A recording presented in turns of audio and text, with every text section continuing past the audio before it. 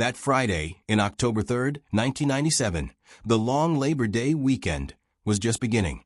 For teenagers Lauren Barry and Nicole Collins, it was supposed to be a celebration of friendship and youth. One last carefree adventure before the school term resumed. The two girls had arranged to go camping with friends near the Bega River, a quiet area known for its rolling hills, open skies, and thick brushland, perfect for a rustic getaway. But the evening took an ominous turn when the group made a decision to hitchhike into town for supplies and a bit of fun. Hitchhiking wasn't unusual in small rural communities, where trust often ran deeper than caution. But this decision would change everything. Lauren and Nicole were last seen accepting a ride from two men in a white car. Hours passed, then days. When the girls didn't return to their campsite and weren't seen at home, panic spread like wildfire through the town. Search efforts intensified. Volunteers, police officers, and even helicopters scoured the vast rural landscape. Posters with their photos were stapled to every telephone pole, and local news ran constant updates. Parents gripped their children tighter. Schools held vigils. Rumors swirled, but no one knew the truth yet.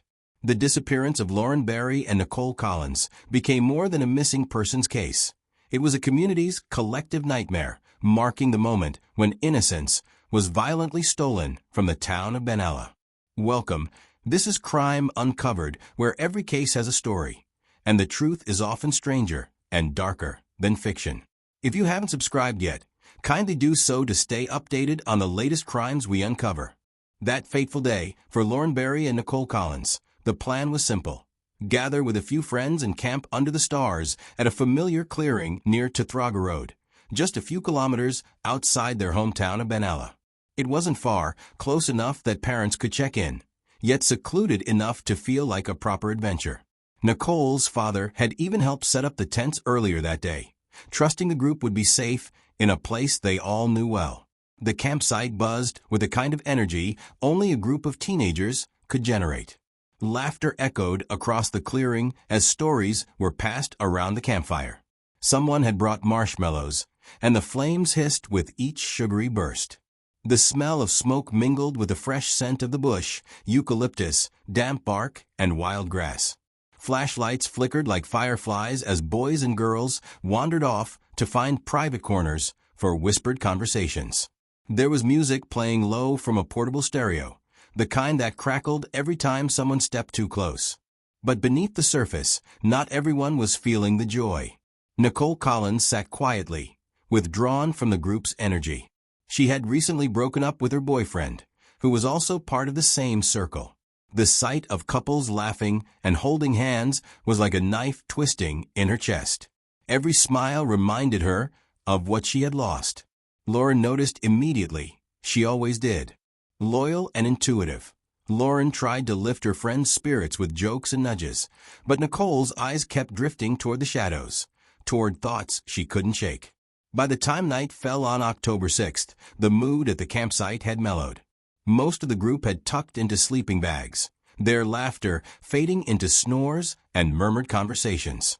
That's when Nicole mentioned the party, the one happening nearby, where her ex-boyfriend was rumored to be. The thought of seeing him again, maybe even talking things through, became a spark of hope in her mind. Lauren, ever the supportive friend, didn't hesitate. If Nicole was going, she was going too. They'd done crazier things together. They grabbed a small bottle of liquor from the camp stash, something for courage, and made their quiet exit into the night, hearts fluttering with nerves and possibility. It was just after 9 p.m. when Lauren and Nicole slipped away from the firelight and stepped onto the darkened trail leading toward Baratra Road. They didn't tell anyone where they were headed, just said their goodbyes with vague promises to be back later. Their friends didn't think much of it. After all, these were small-town kids, everyone knew the area, and it wasn't uncommon for people to drop in and out of gatherings like this. The night air was brisk. The faint crunch of their boots on gravel and sticks echoed through the bush, accompanied by the occasional screech of an owl or the rustle of something small scurrying through the undergrowth. The two girls walked side by side, wrapped in jackets, one holding a flashlight, the other cradling the bottle. They whispered quietly as they walked. Just 10 minutes into their walk, Fate passed them by, literally. Nicole's older brother drove along the same road, his headlights cutting through the darkness. He never saw them. Maybe they were in a dip in the road, or maybe their clothes blended into the night. Had he seen them, he would have stopped immediately. The tragedy is that he was so close, just seconds and meters away, but in the silence and shadows of rural Australia, they remained unseen. By midnight, neither Lauren nor Nicole had returned. Some friends assumed they had made it to the party and decided to stay the night. Others figured they had simply gone back to Nicole's house. No one was particularly alarmed at first. Teenagers change plans all the time. But when morning came and the sleeping bags lay empty, worry took root. Calls were made. Parents checked their homes. Nicole's father drove back to the campsite with growing dread. The girls were gone, not just late, but missing. Panic swept through the community like a storm. Police were contacted and search efforts launched. Bush tracks were combed. Helicopters scanned the thick scrubland. The town's quiet streets filled with whispers, theories, and dread. What had started as a harmless night walk had become the beginning of a harrowing mystery. Lauren Barry and Nicole Collins had vanished, without a trace, without a goodbye, and without any warning. You might be wondering who the two girls were. Lauren Barry was 14, bright-eyed, spirited, and full of dreams. She attended Bunsdale High School, where she was popular for her outgoing personality and easy laugh. Friends described her as bold and adventurous, a girl who would climb trees barefoot or dive headfirst into a creek just for the thrill of it. She loved the outdoors and often spent her weekends bushwalking or camping under the stars. Her bedroom walls were covered with photos of her friends and colorful notes, scribbled with dreams of travel and music festivals. She was the youngest in her family, and her parents doted on her. They often recalled how she would twirl around the kitchen barefoot, humming to herself while helping with dinner. Nicole Collins, at 16, was Lauren's rock, calm where Lauren was bold, introspective where Lauren was spirited. She was a senior at the same school, artistic and mature, beyond her years. Nicole had a sketchbook she never left behind, its pages filled with drawings of forests, rivers, and faces that looked startlingly real. Family-oriented and soft-spoken, she loved writing poetry and spending time with her younger siblings. But when it came to Lauren, Nicole's protective side came out. They were inseparable, like sisters bound not by blood, but by trust and shared memories. Their friendship had blossomed early and deepened over countless sleepovers, school projects, and family picnics. They shared dreams of traveling across Australia, maybe even backpacking across Europe one day. The camping trip was supposed to be just another chapter in their growing scrapbook of adventures. Marshmallows by the fire, whispering secrets under the stars, waking up to the sound of birdsong. But instead, it became the beginning of a harrowing story that would ripple through their families and the entire nation for years to come. At dawn on October 7, 1997, the once sleepy town of Benalla woke to a different kind of morning, not with the usual chirping of magpies or the rustle of leaves in the breeze, but with panic. By now, it was clear Lauren Barry and Nicole Collins were missing, and they hadn't just wandered off.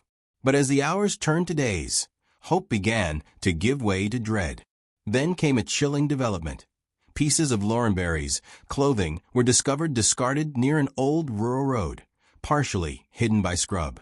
There was a large, dark stain soaked through the fabric. It didn't take long for investigators to realize they weren't dealing with a case of teenage rebellion or girls who'd gotten lost on a walk. This was something far worse. What had been a missing persons case was now treated as a likely abduction, or worse.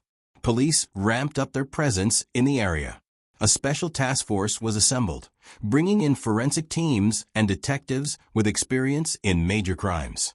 No stone was left unturned. Everyone who had been at the campsite was interviewed again. Locals were questioned. Roadblocks were set up on nearby highways, and national alerts were issued. Despite the thoroughness of the investigation, no solid leads emerged, until an odd, almost ridiculous clue surfaced: a pink television. Detectives discovered a big, bulky, hot pink TV left on the side of a country road. The television was near the general area where the girls had last been seen. Its condition suggested it had been recently placed, and it stood out. Bright, conspicuous, and seemingly out of place, too strange to be coincidence. Detectives collected the TV and sent it for forensic testing. They had no idea yet just how pivotal this odd item would become. Days later, the investigation got a break. Police in a nearby town reported finding a stolen vehicle abandoned in a remote area. When the vehicle was examined, investigators found a map with markings circling the precise location where Lauren and Nicole had disappeared. The connection was too close to ignore. The car had been linked to two men, Leslie Camilleri and Lindsay Beckett. Leslie Alfred Camilleri, then in his late 20s, was well known to law enforcement. He had over 200 criminal records, ranging from drug charges and theft to more violent crimes. Camilleri was volatile, manipulative, and had a history of exploiting others. He had no respect for authority, nor for human life. He was also, critically, out on parole at the time. Lindsay Beckett, just 16, was very different in personality. He had a childlike demeanor and a below-average IQ. Though legally an adult in some capacities, he functioned on the emotional and intellectual level of someone far younger. But he wasn't innocent. His criminal record was already growing, and his connection to Camilleri was concerning. Police believed that Camilleri exercised complete psychological control over Beckett, using him as a pawn. With both men now in the crosshairs of the investigation, the pink TV resurfaced, this time as a potential smoking gun. Detectives brought Lindsay Beckett in first. His appearance was calm, even cooperative, until they brought up the pink TV. That changed everything. The moment the item was mentioned, Beckett's expression shifted. He looked away. His body language stiffened. He crossed his arms defensively, and his eyes darted toward the floor. The investigators noted it instantly. The TV had struck a nerve. They suspected it had been used in a drug-related transaction between the two men, a payment of sorts. But now, it seemed likely that it was also connected to the timeline of Lauren and Nicole's disappearance. If Beckett knew more, he wasn't saying yet. Meanwhile, Camilleri was already in custody for car theft. Detectives brought him in under heavy supervision. In contrast to Beckett's nervousness, Camilleri initially presented as smug, unbothered. But when questioned about the girls and the television, something cracked. His face paled. His posture changed. He became evasive. Then he completely shut down, clamming up and refusing to answer further questions. Detectives pushed harder. They brought up the map found in the car, the location, the timeline. But Camilleri stayed silent, curling deeper into himself. Not long after the interview, he suffered what appeared to be a mental breakdown in his cell. Surveillance showed him pacing erratically, muttering nonsense to himself, then slamming his head against the wall. Blood trickled down his forehead as he rocked back and forth, chanting incoherently about a TV, a car, and something going wrong. Guards intervened, and he was taken for medical evaluation. But the breakdown, real or staged, forced the police to dig deeper.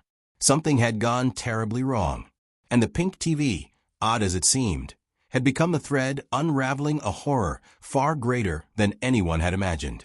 It didn't happen in a single moment. But eventually, under the crushing weight of guilt, fear, and relentless interrogation, Lindsay Beckett broke. He didn't scream or cry when he confessed. Instead, his voice dropped to a cold, almost detached whisper. There was no drama, just a chilling calm, the kind that only comes from someone recounting a nightmare too dark to grasp fully. Beckett agreed to lead detectives to the places they feared they'd find the answers, and the bodies. On a somber, overcast morning, a police convoy followed Beckett's quiet directions through winding, empty roads and into remote bushland straddling the border of Victoria and New South Wales. They eventually arrived at a desolate place few had reason to ever visit, Fiddler Green Creek. A place silent except for the rustle of leaves, the rush of water over stone, and the distant cry of birds. It was hundreds of kilometers from where Lauren Barry and Nicole Collins had last been seen alive. What detectives found there confirmed their worst fears. The two girls were buried under makeshift coverings, branches, leaves, and shallow earth. Their bodies were bruised, bound, and broken. Time had passed, but it hadn't softened the evidence of what they had endured.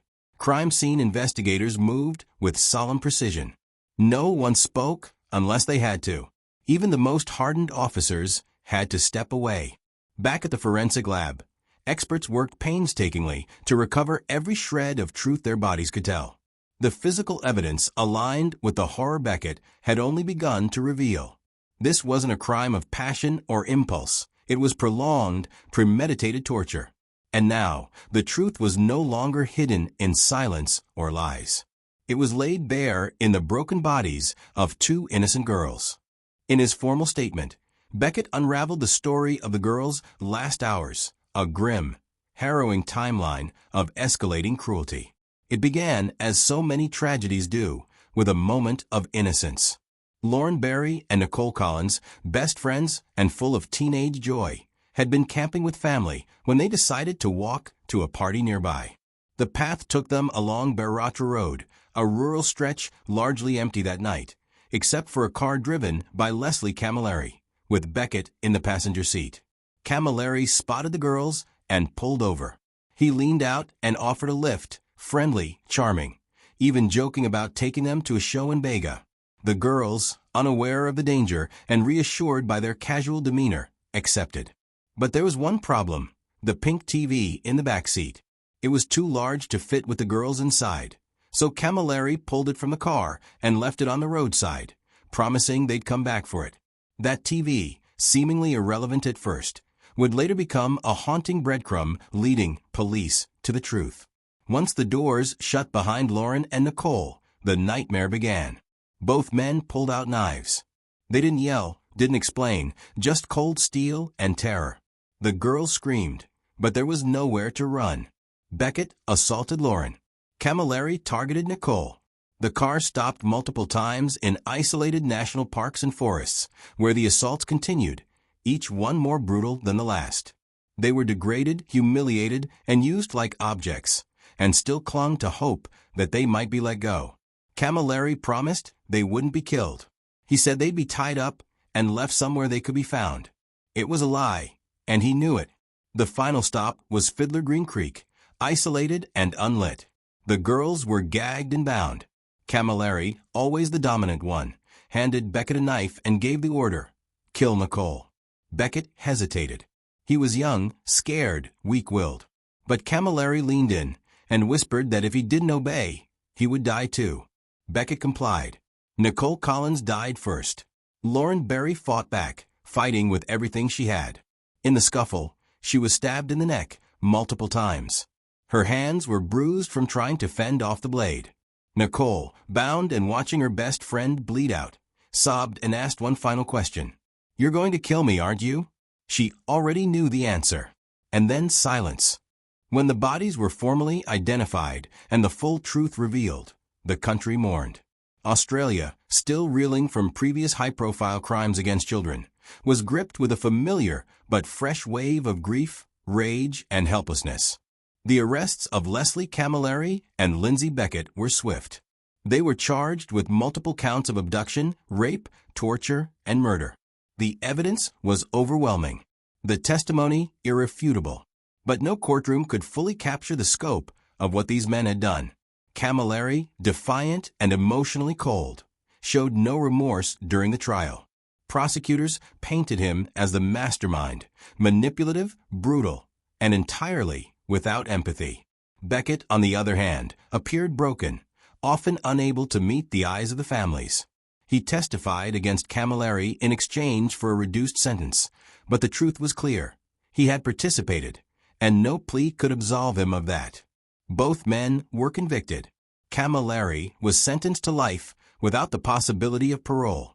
Beckett received a lengthy sentence, but not life, a decision that sparked outrage among many in the community. In Benalla, the small town where Lauren and Nicole had grown up, grief was a living thing. Their families were shattered. Their friends left haunted. Memorials sprang up across the town, photos, flowers, handwritten notes from classmates. Vigils were held. Strangers wept. The loss was deeply personal. But in the shadow of tragedy, the community found unity. Neighbors supported one another. Schools introduced new safety programs. And a once quiet region made a vow to never forget Lauren and Nicole, two bright, hopeful girls who never came home. Their story became a cautionary tale, a haunting reminder that evil can hide behind smiles in quiet towns or on lonely roads. But it also became a symbol of resilience, of voices refusing to be silenced, and of justice, though delayed, finding its way through the dark. Thank you for watching. Every victim deserves their story told. If you found this story shocking and heartbreaking, subscribe to Crime Uncovered and help keep their memory alive. What do you think about Lauren and Nicole's murder? Leave your thoughts in the comments. Until next time, keep questioning everything.